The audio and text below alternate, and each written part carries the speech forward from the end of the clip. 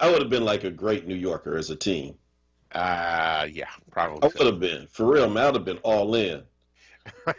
That's my word, son. With your Kango hats and your Gazelle glasses and your puffy jacket and everything. I still had all of that because you know, what I mean, dude, come on, that What do you need a puffy jacket for in Oakland? it gets cold in the Bay Area.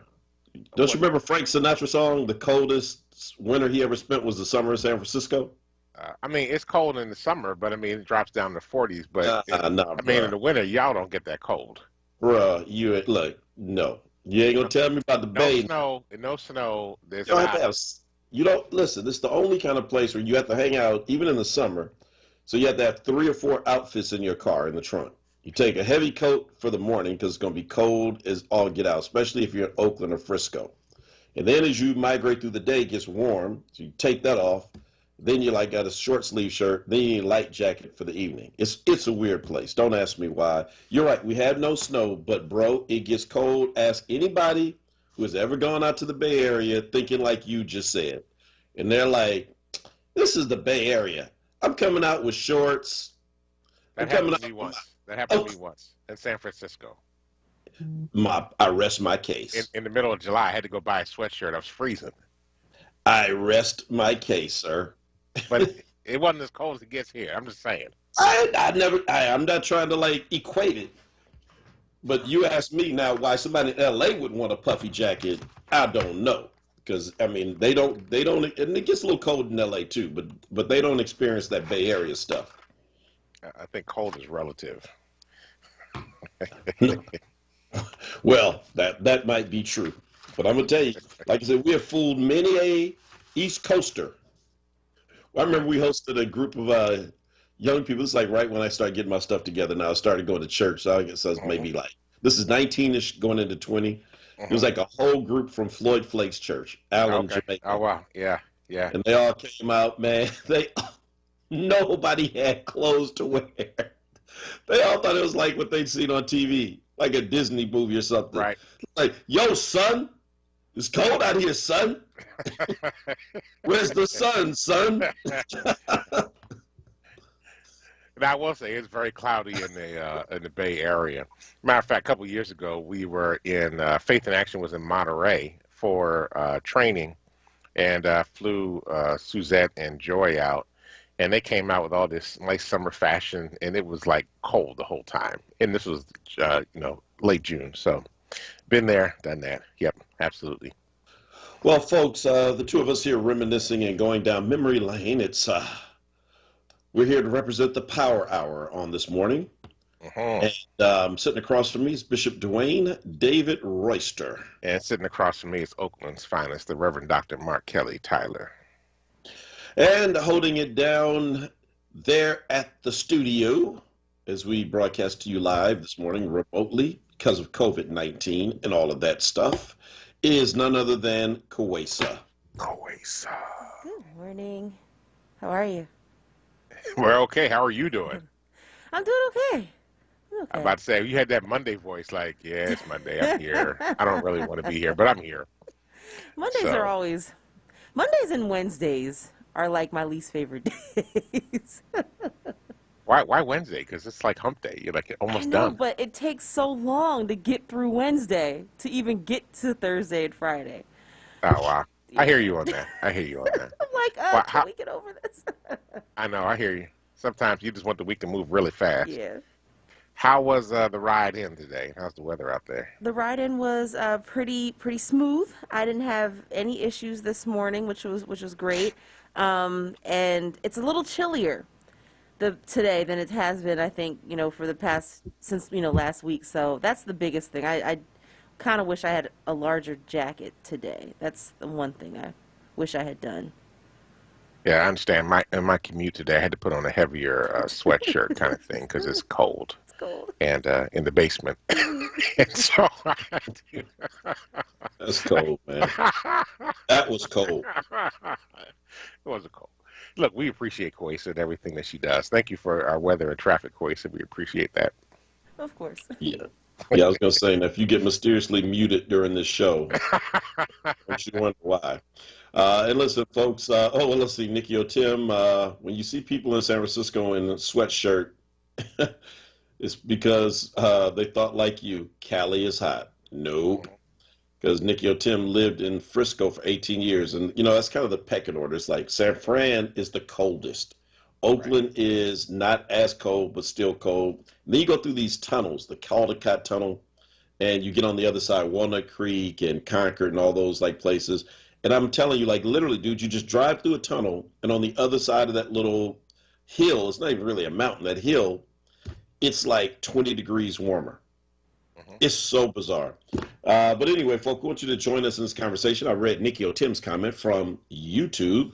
Robert Garland says on Facebook Live that it is great in August in the Bay Area. Everybody's got these Bay Area stories. Oh, wait a minute. I see it. Is that a shark in the water? That's a shark in the water. Uh-oh. Don't, Mm-mm. don't, don't, don't, don't, don't, Dum, don't, don't, dum, don't, dum, don't, dum, don't. dum, dum, dum. Yep. Folks, it's Nick Talaferro swimming in our water again.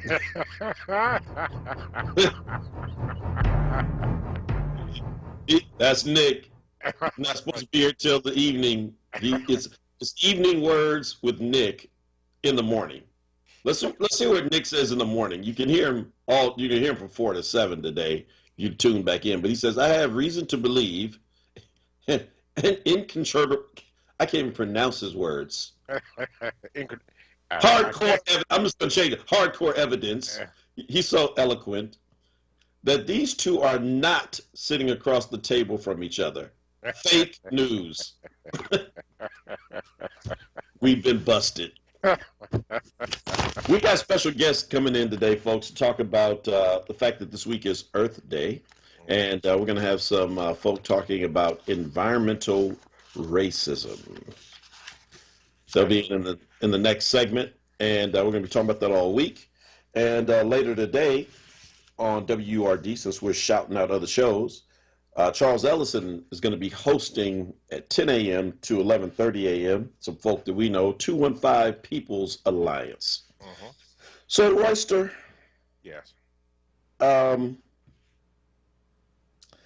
one of the guys who participated in the raid on Breonna Taylor's home, one of those officers, I guess he's a former officer. Mhm. I believe he's former. Mhm. He's written a book about it. Yes. And I It's heard it's being called, held. well, somebody's going to still publish it, but Simon Schuster, which is like, man, you get a book on Simon Schuster, bro, you're wealthy. That Mhm. you can retire on that one check, just don't mess your money up.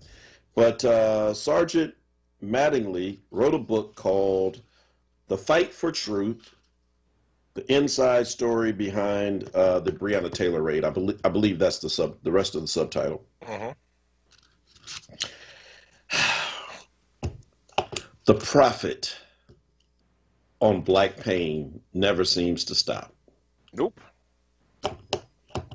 Not at all. Not at all. It is. It's. Yeah. I mean, just think about all the news agencies that are making money right now off of everything that's happening in this moment. I'm just saying. Well, I mean, think about this. So, unlike the George Floyd case, where it's still uncertain, everything is on edge, Derek Chauvin has had a trial. Right. That is very unusual. That there's Mhm. any kind of discipline, let alone a trial, an indictment, and then a trial where you can actually weigh all the evidence. And by all accounts, it's been a very effective prosecution. Now, Mhm. whether or not the jury buys it or not, you can't walk away from this saying that the prosecution threw a softball, right? Right. The officers involved in the Breonna Taylor case were given really what you would say is the benefit of what most cops who kill black people get, which is what did our former DA say about Brandon Tate Brown? It's a tragedy, but not a crime. Right. That's usually what you get. And Right. so you've really suffered nothing, the city DA, I guess, punts to the state, attorney general, who's black, by the way. Um, a man doesn't do anything. He's not going to prosecute you. So you're good. But somehow the whole story of this black woman killed in her bed at home becomes about you, one of the white guys who participated in the raid that led to her untimely demise. So we have to say though that the attorney general, while he is black, is also an in-law to Mitch McConnell. Mm-hmm. Right? We have to define that. So there are certainly many different types of black folk, and black folk are not monolithic. But yes, he chose to present his case to the grand jury in such a way that there was not even any consideration of charges against the officers that fired on and killed Breonna Taylor, only for those that were in the apartments around Breonna Taylor's house. So I just wanted to clarify that because, he's a part of the problem. When we have attorney generals and district attorneys that act like the judge and jury when they go into the grand jury room and make decisions before the grand jury and before a person ever actually gets to trial. Right. Well, let me just say, it's a bad look. Mm-hmm. It's a horrible look. I mean, it's just absolutely horrible. And I don't know if Simon & Schuster is not going to push the book because they have a conscience or because they just fear the backlash. But it's the backlash. Come on, let's be honest, right? Yeah. Well, maybe it's a little bit of both. I don't know. We don't know the folk who run Simon & Schuster, and but I just think that it is such. I mean, all these stories are somehow connected, and this one really goes to a lot of the heart of this. I mean, this is also. I mean, the fact that he would write this book, and look, there are a lot of people who would buy it and believe it, is also why a report comes out today that guess who benefited the most financially in campaign contributions in the U.S. Congress in the aftermath of the January 6th insurrection? Right. Those who supported the insurrectionists. Absolutely. Those who propped them up, who talked, who celebrated them, who called them patriots, they have benefited with a tremendous financial, windfall, where those who were more restrained and kind of called them out on their stuff have not. And so what is the lesson? It actually pays, apparently, to rep publicly racist, white supremacist ideals. That's because of the 27 million people that supported Donald Trump are now following these other people and supporting them in their efforts to try to make America a white supremacist nation. Actually, it already was. They're not really trying. They're just trying to reinforce those values. Right. So, I mean, yeah. So, listen.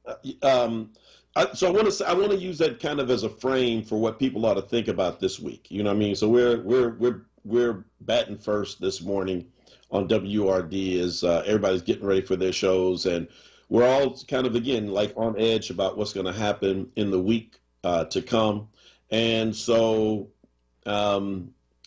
A lot of it's going to be through the lens of this conversation. And I want to just simply say that the cost of maintaining a white supremacist nation is very expensive. All the billboards, all the, the boarding up of buildings this week, the 1,000 National Guard that are in Philadelphia right now, all the cops who are going to get, thank you, right? You took the words out of my mouth. All of the people who are afraid and terrified on 52nd Street on the business corridor that they will go through yet a third time in one calendar year, the kind of upheaval that no business should go through once in their entire business lifetime. This is the cost of repeatedly doing what happened in the Breonna Taylor case, which is it's a tragedy, but not a crime. And The fact that we've gotten this far in Derek Chauvin, the reason everybody's so afraid and thinking that nothing's going to happen is because over and over and over and over again, that's historic. We've had our hearts broken, and we just don't want to get our hope built up for a system that has continually let us down. And I mean, it would just be so much more cost effective if you just threw these cops who kill people thinking that they've got impunity under the bus like you should. Right. I mean, if the cops would just do what they want the community to do, snitch on their snitch on the other cops, it would be a very helpful thing. Call them out, tell them what they're doing wrong, get them off the street. They're making it bad for everybody else. They need to go ahead and just get them out of the way. You got a bad cop in the situation. You don't want to be involved in that. You need to get them out of the way one way or the other. And I mean, sometimes there's not much difference between a gang mentality and the police mentality. And we need to be able to change that. We've got to get this corrected. The best thing that the judge did in this particular trial was make it so that this trial for Derek Chauvin was televised. Mm-hmm. So everybody gets to see the evidence for themselves. They get to hear the prosecution. They got to hear the defense for themselves.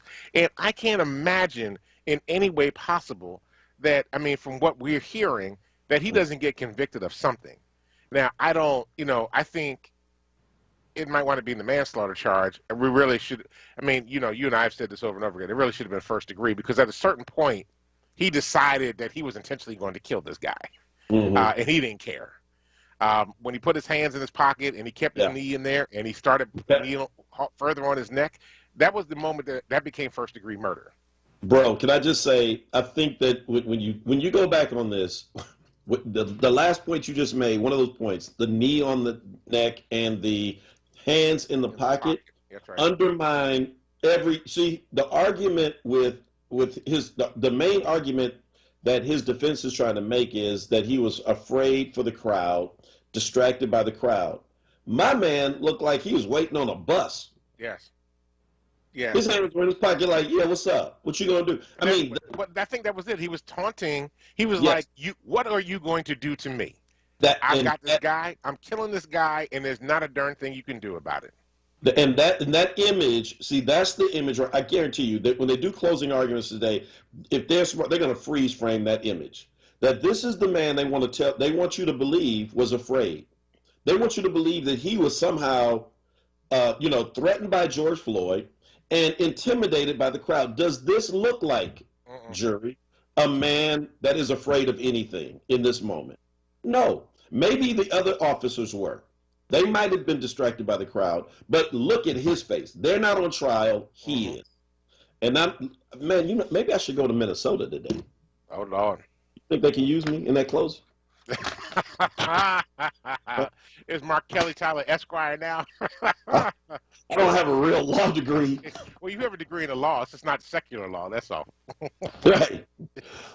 Back in the biblical days, I could have actually done this. That's right. I'm a doctor of the church.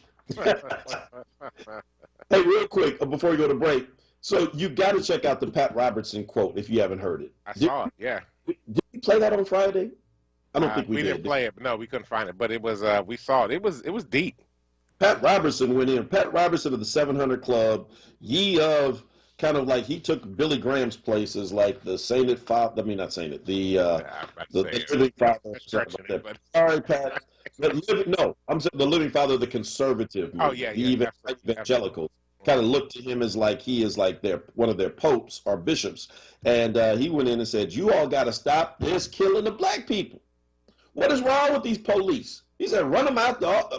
Pat Robertson, if you probably have never said much I've agreed with, but thank you for saying that. We got to take a quick break. When we come back, we're going to talk about environmental racism and climate justice. Mark Twain, not Frank Sinatra, said it's the coldest winter he ever spent was the summer in San Francisco. Thank you, Ed Minner, one of our unpaid production assistants from Facebook Live. Appreciate y'all. This is the Power Hour. We'll be right back.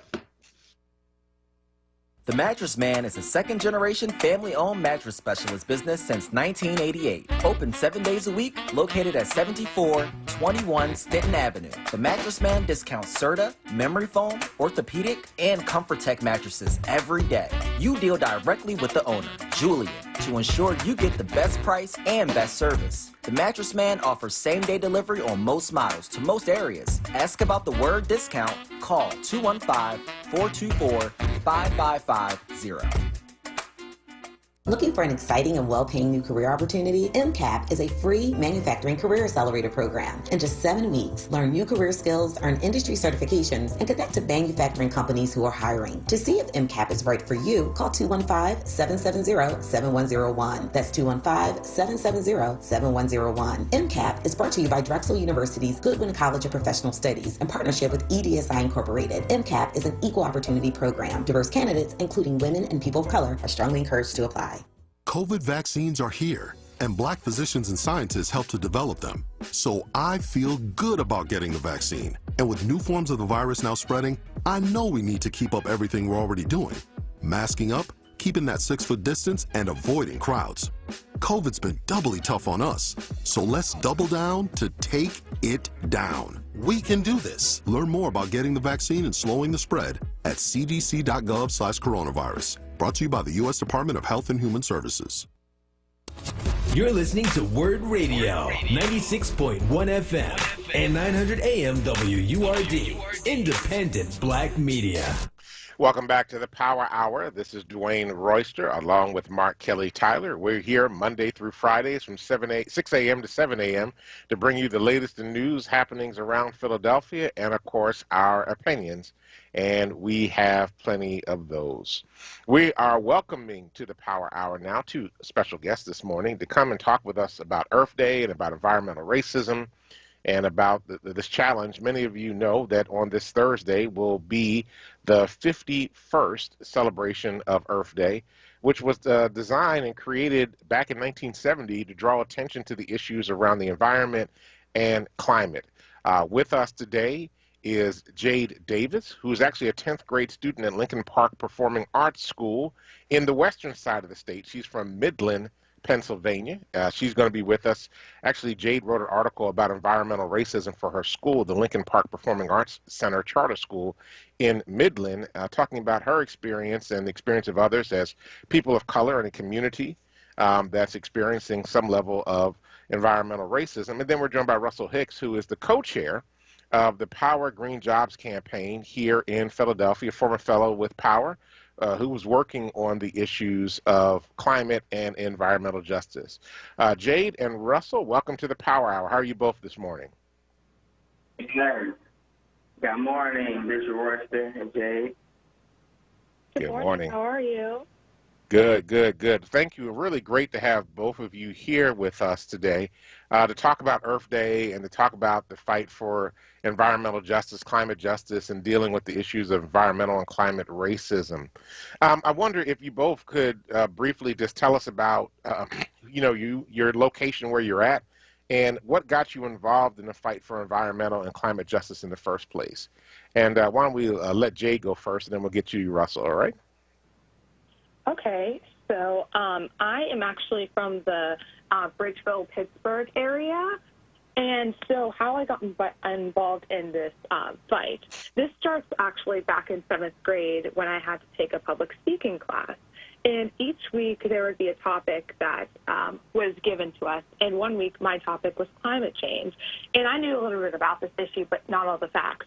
But as I started to do some research just about bamboo and ice glaciers melting and certain animals going extinct and presenting this to the class, to be honest, most of my classmates laughed at me. I lived in a predominantly white suburban area, so not a lot of people, I guess, were attuned to these issues politically. So that definitely ignited the fire in me, just dealing with oppression before as being a minority. So whenever quarantine hit and there wasn't much to do, I saw some of my friends were getting involved in volunteering. So I wanted to volunteer for something I was passionate about, and one of those things was climate change. So I joined this group called Citizens Climate Lobby, and it was so nice to be a part of a group that cared about this issue, but also had ways of showing other people who maybe didn't believe this was real, of teaching them ways of of acknowledging this issue. And I remember one of the ladies working there was telling me, since I was a new volunteer, that I should volunteer with Power because they teach you really good skills of explaining these environmental issues to people that are unaware. That's great. Bishop, I'm sorry, hold on. Hmm? I thought you said Jade was in the 10th grade. Yes. Jade, you're in the 10th grade now? Yes. I was a bumbling idiot in the 10th grade. I mean, some might say still, but I mean, hey, kudos to you and your parents, Jade. Thank what you. you said thus far, that's amazing. Thank you. I'm sorry, Bishop. No problem. No, it's okay, Reverend. Let's go to Russell. How about you? What got you in the fight? Work your location. I know you're in the Philly area, and tell us a little bit about you. Born and raised in Chicago, graduated Howard University in D.C. and drove all the way to Philadelphia to serve economic development in urban communities. So, yes, here in Philadelphia locally, been making an impact with youth. I'm so happy to hear Jay's story. There is hope in the future, and that's really what my investment is in the youth. In regards to sustainability and green, I got introduced in 2008 when Van Jones came to town and really spoke about the green economy being a way to deliver the beloved community that Reverend Dr. King, dreamed of. And so to realize that dream in regards to quality of life and access to that quality of life for all people in this country, especially for us, Black and brown people, educating, us what green means to Black and brown communities from an environmental standpoint, equity, and definitely economic as well. That's awesome. Hey, Jade, you wrote a paper about environmental racism, for your school paper, the Lincoln Park. It's called the Siren newspaper. It's the Lincoln Park Performing Arts Charter School newspaper. And I'm just curious, I mean, you talked a little bit about your interest and how you got engaged. How are you seeing the issues of environmental racism in your community and across the state? So with this issue, I definitely have experienced this, just like, even though I live in a predominantly suburban community, I live in the Bridgeville area, and I commute to Midland for my school and everything. And I just definitely notice it whenever I'm, like, at school. And even just, I remember whenever I signed up basically to go to Lincoln Park, and before my audition, I had to sign this form to take this iodine pill just in case if the power plants, God forbid, blew up. And that was really concerning to me, noticing that people in the community have to deal with this on a daily basis and have to deal with, like, the pollution. Wait a minute, you had to take an iodine pill to go to school? Yes, but that's only in case if the power plants blow up. I haven't had to take it yet, but that's a concerning factor for sure that I would have to if that were to go down. Wow. Okay. Yeah, we're going to come back to that in a minute. Russell, real quick, tell us about the campaigns you've worked on in Philadelphia with Power, and, what are some of the big fights that we're in right now? Yeah, right now, just the battle for clean air and clean water and just natural God-given resources, particularly in our communities where you have a history of, factories and just pollution being dumped in our neighborhood to the point where we have trash and all type of, diseases that have come from the pollution of the fossil fuel industry. So right now, our fight is to really to have a just transition in this city to renewable energy and the infrastructure that's required and the jobs that would bring. Our mission with the Climate Justice and Jobs team is to do that, is to fight for economic and racial justice. Right now, there's a fight with the EPA in regards to the assessment plant that they built in the Germantown area. Yeah. Make sure that, that doesn't continue to make a impact on that community in regards to the air quality. So that's actually brought to a national stage in regards to that case.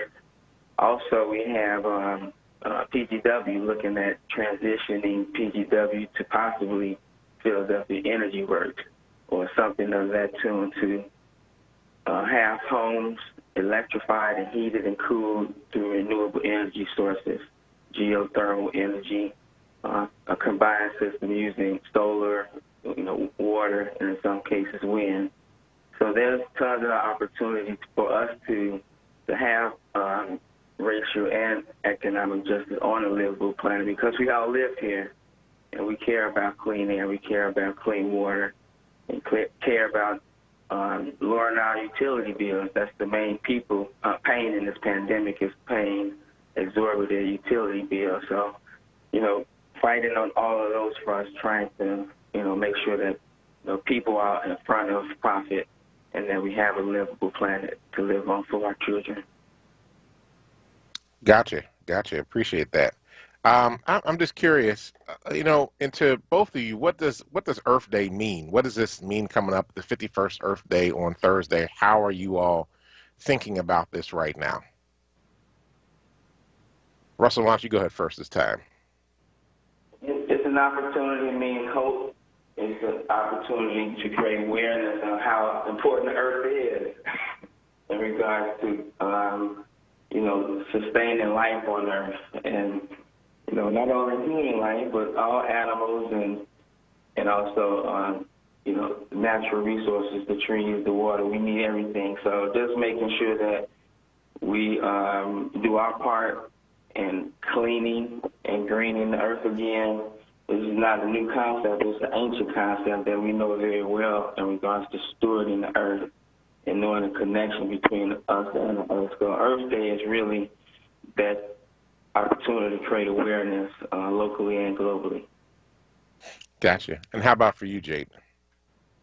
Well, in my opinion, I definitely wish that Earth Day could be every day. And a lot of times, sometimes I just feel like, oh, man, I wish more people would care about this issue. I wish people weren't conservative about it. But obviously someone did care about this day because it became a national holiday. And definitely on this day, I like to use it as a reflection to focus on the actions that I take. And it shows just like if one more person cares, then that's one less person who's ignorant to the issue. And some of those things I do is I recycle. I don't shop in the fast fashion industry that usually they will send a lot of their clothes that are out of season to landfills, unfortunately. And another thing I do is not drinking out of plastic water bottles as well. So let me ask both of you, maybe Russell with you first, then Jade. So Russell, you went to HBCU. Shout out to Howard University. We both have daughters at Howard, or going in. One is at Howard, one is going in. So, was this an issue? I mean, we talk about Black Lives Matter. We know the issue around policing. To a lesser degree, people are talking about wages, but it seems like there's a disconnect between the environment and where, many Black communities historically have been, positioned and these big plants. So are you seeing an awareness with younger people who are, coming out of college now around this? And I guess likewise, Jay, afterwards, if you can maybe address that, how are your classmates viewing this as well in high school? Russell? Yes. Well, HU, that's where the mecca of education is for our people. And so coming through HBCUs and the leadership that we are, truth and service is our mission in regards to serving our community. So sustainability, with being, the original people on this earth and knowing how to plant food, just getting back to the basics, getting back to who we are, reconnecting with the earth. And then, really through the industries and pollution that has created, devastation all over the earth and climate change and things that we are now dealing with. Again, here we are in leadership capacity to save not only this country but the world in regards to sustaining life on it, whether it be the ability to grow food on our own and to feed our families and know how to do that again, to cook in the homes again, to have that Sunday dinner, to knowing how to build homes, energy-efficient homes, And there's, tons of living wage green jobs and careers that can be created through a green economy, but it has to be done through a triple bottom line and not just profit and not just geared towards one race profiting, but more of an equitable distribution of wealth. And that embraces the triple bottom line that really considers people, profit, and planet in local communities where, where we're placed and where we live. So it's in regards to leadership and making sure that we stick to some core values around renewability and knowing what that means, having renewable energy sources and having a stake in that, being able to afford our utility bills in our homes to heat and cool them, and, making sure that our environments are safe and healthy. We are looking to work with labor as well to make sure that, from the bottom up, those were careers that fed families and generations, to make sure that they know that this transition will create even better living wage jobs, but making them cleaner for their children and for the future. So we want, Jade, we want to push Jade. I hope she's going to a HBCU, but, we want to definitely mentor youth like Jade for the future. Excellent, excellent. So, Jay, what about you? Are your students, are your fellow students getting this? Is this a part of the messaging when people are hitting protests and rallies, that the environment is a part of it as well, or is there a lot more work to do? I would definitely say there's a lot more work to do from what I can see. Even whenever I was working on this article about environmental racism, since it was for print, usually the drill is, okay, you have to connect it to the school somehow. So I was looking for students to interview that knew about this issue, and I only found one student that knew about the issue, which was pretty shocking to me because my generation definitely is very innovative with a lot of the issues they know beforehand than most people. But I think it's a good sign that my article has 124 views, so it looks like people are reading it, and it won an award. So I think now that it's being brought to the attention, I think it'll definitely be on the forefront of people's minds, because what's interesting is my school did a survey, and one of the questions was about what political issues are important to young people, and the two most popular ones were racial justice and environmental issues. So I think it's definitely bringing the interconnection in places like you were saying with rallies, so people understand that they are connected. Great. Excellent, excellent. We just posted your article as well in the chat on Facebook Live, and we'll do the same on the YouTube channel as well for people to have a chance to look at. Royster?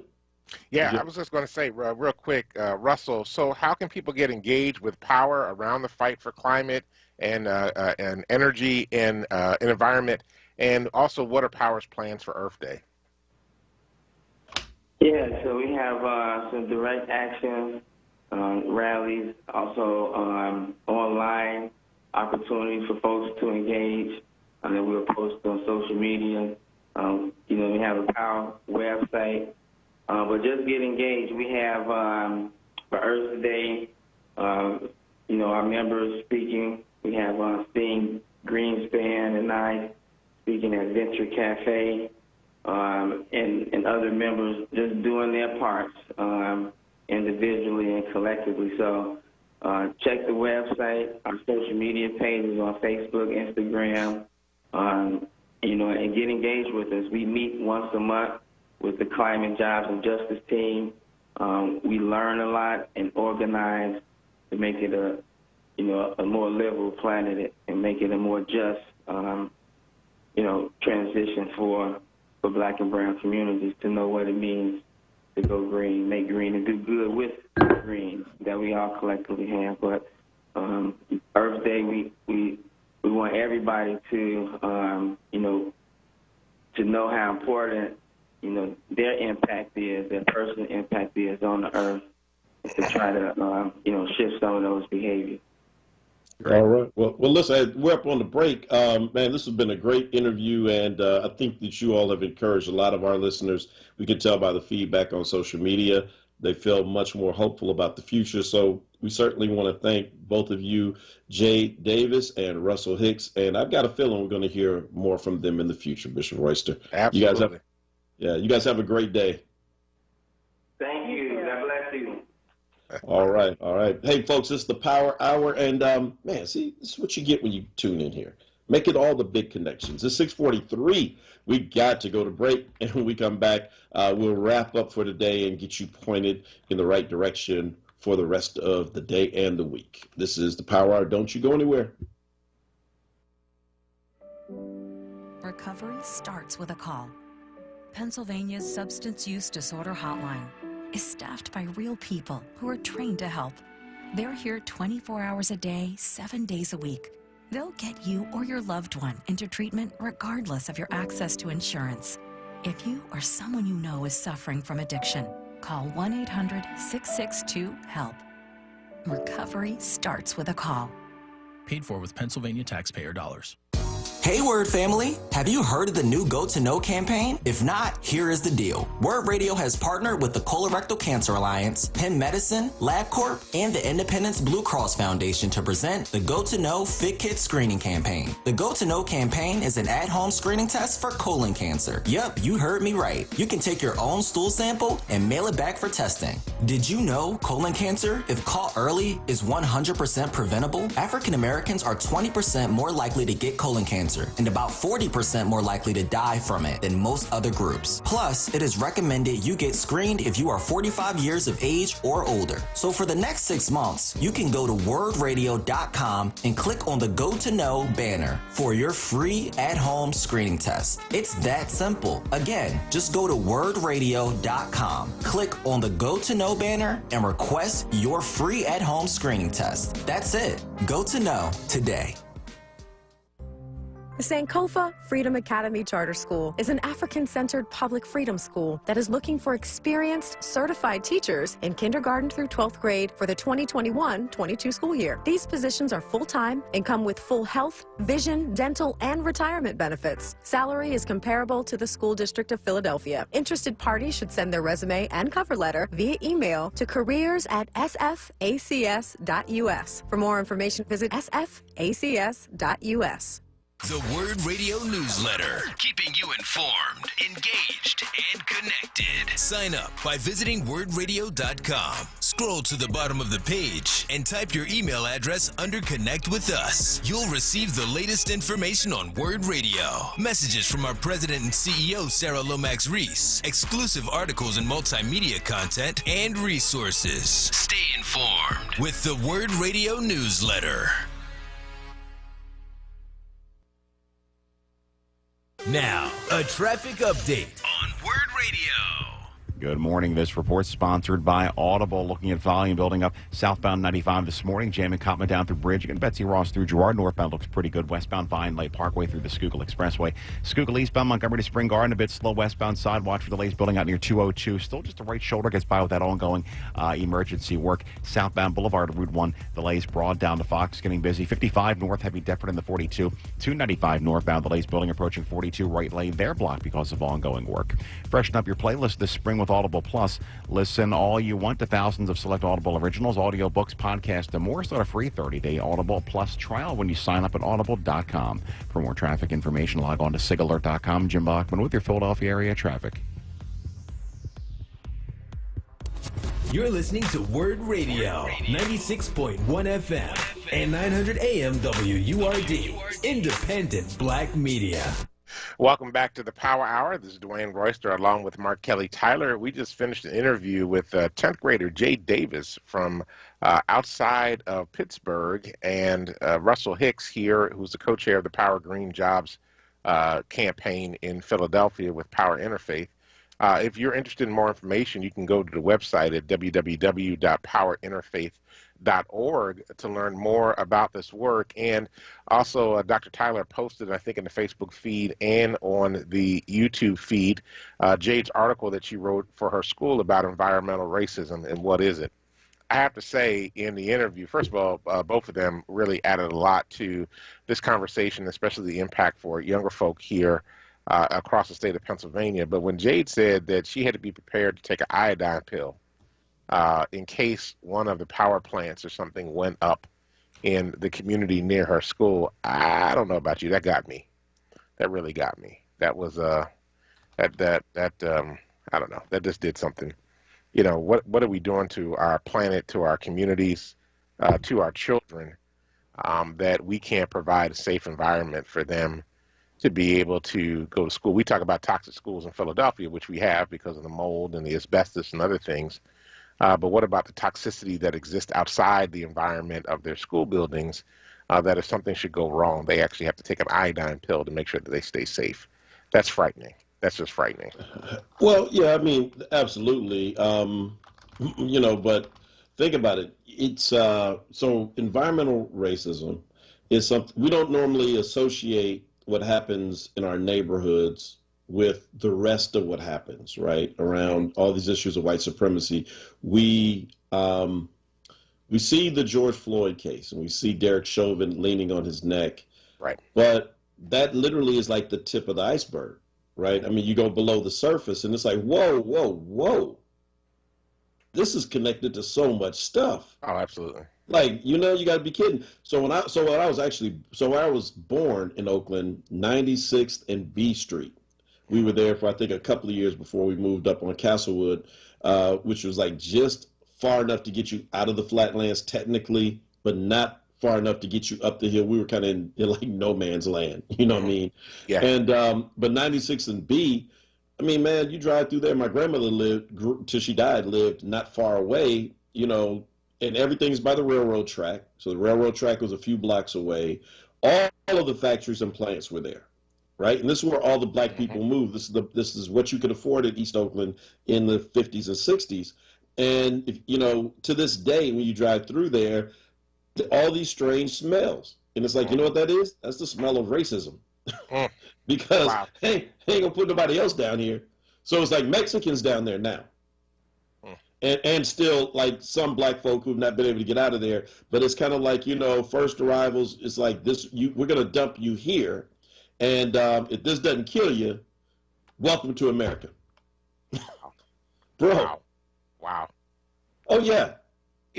It's actually interesting because even if you were to think about Philadelphia, like several of the neighborhoods here, that both black and brown now, like Kensington, West Kensington, parts of North Philadelphia, where there are a lot of manufacturing plants that are still just sitting there basically rusting out. Some of them probably still have chemicals and things in them. I know there's been issues throughout the years that the EPA has been involved in some of these buildings. But environmental and climate issues are not the issues that we spend a tremendous amount of time talking about, but they actually disproportionately impact black and brown folk as well.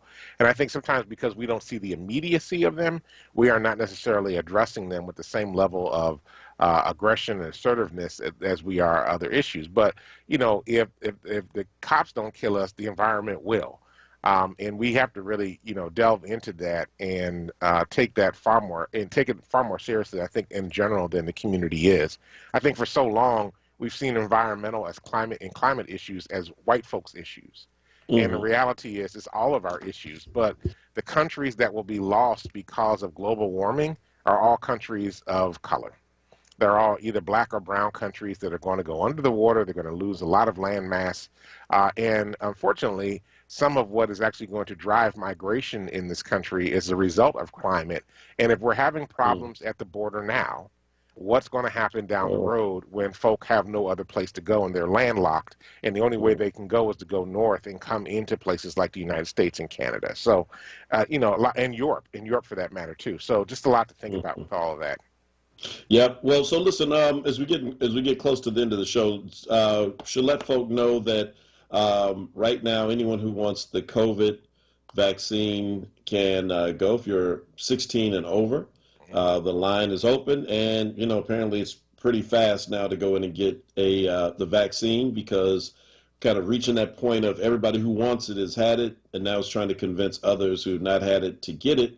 And so let's make sure that we do all that we can. And, I want to just say, because people have this idea that somehow, I don't know, man, maybe it's like you get to a place where in your mind there's an acceptable amount of risk, like, oh, people die in car accidents, they die this way, they die that way. COVID was bad, but it wasn't that bad. I mean, pause for a moment and think with me. In the last year in Philadelphia, most of us have not even seen each other personally. And if we have, it's been with masks and PPE. And even with that, do you know how many people died in Philadelphia last year because of COVID-19 in this last 12 months? 3,390. Now, you say, well, that number, I don't know, what does that mean? Give me some context. Well, remember, we're freaking out because almost 500 people were murdered. We find that absolutely unacceptable. Mm-hmm. But the leading cause of death is always heart disease and heart attacks. So guess how many people died in Philadelphia County, last year roughly? It's usually about 3,400. Mm-hmm. So if we did nothing last year, if we went on about our business like some folk wanted and just, rock no mask and just like this is all a hoax, dude, we almost beat heart disease. And that is with extreme social distancing and shutting everything down. That's right. If we hadn't done that, this would have been like yellow fever part 2. Absolutely. Some of my numbers that would have killed like 10% of the city. I mean, literally. And so I just, for folk who want to downplay this because of whatever reason, or the vaccine hesitant folk, I mean, listen, this is nothing to play with. Get the vaccine, it's relatively safe. Because if you're telling me, well, ain't nothing, well, 6 people have died out of 6 million who took the J&J. So by your reasoning, that's nothing. By the same reasoning, right? Absolutely. That's even less than nothing. Take the vaccine, y'all. Stop tripping. Absolutely. Hey, just real quick before we go, Renee is not feeling well, so we're just, Renee Mills, we're praying for you, Renee, just to let you know we see you and hear you. Well, thank you, everybody, for joining us here on the Power Hour. We appreciate you joining us Monday through Fridays from 6 a.m. to 7 a.m. so we can bring you the latest news happenings around Philadelphia and, of course, our opinions, which we have plenty of.